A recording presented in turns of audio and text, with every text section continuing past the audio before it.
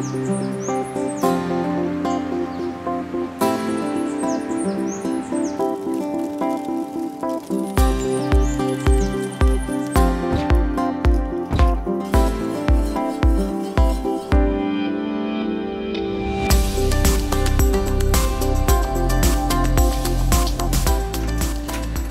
হাতে যেটি দেখতে পাচ্ছেন এটি একটি কয়লা, তবে এটি কোনো সাধারণ কয়লা নয়, এটি একটি পরিবেশ বান্ধব কয়লা।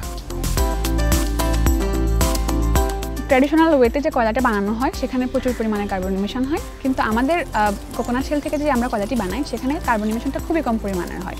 যে কয়লাটা বাজারে পাওয়া যায় সেটা হচ্ছে গাছ পুড়িয়ে এই কয়লাটা বানায়, যার কারণে হচ্ছে ডিফরেস্টেশন হচ্ছে, বনায়ন কমতেছে।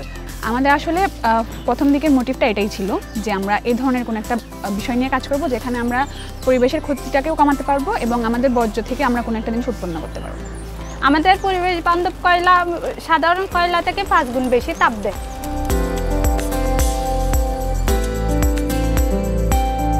আমরা চিন্তা করলাম হচ্ছে কি শহরে বসবাস করে কিন্তু শহরের ফ্যাসিলিটি পায় না, খুঁজতে খুঁজতে পাইলাম সাগরিকার জেলে পাড়ায়।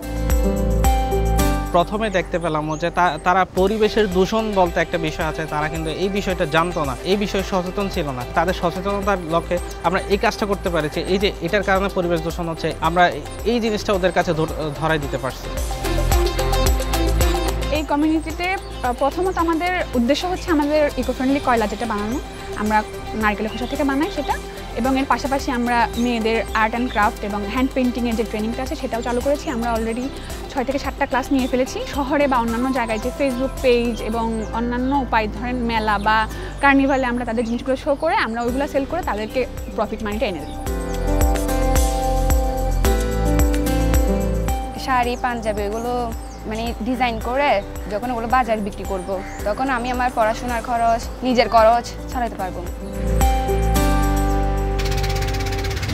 আমাদের বাড়ি হলো নোয়াখালী 6 হাতিয়া। আমার বাবার দুনিয়া যে জায়গা সম্বল ছিল ওটা নদী হলে চলে গেছে। চট্টগ্রামে কোনো রকম এখানে যাবতীয় করতেছি। আসছিলাম আমি মাছ ধরছিলাম, মাছ ধরি মাছও নাই, সাগরে কিছু প্লাস্টিক ফেলা আর এখানে কিছু জাহাজের কিছু মেডিসিন ফেলা, এটার কারণে মাছ একবার দূরে সরে গেছে। এখন করলে আমরা তৈরি করে দিলে ওরা বিক্রি করে আনি, আমাদের সাপ্তাহিক ডেলি রোজ দিই, বেতন দেয়। আমরা আশাবাদী যে আমরা আগামী 3 থেকে 4 বছরের মধ্যে প্রায় 30% ট্র্যাডিশনাল কয়লা এবং কাঠ কয়লা রিপ্লেস করে আমাদের প্রোডাক্টটি আনতে পারবো।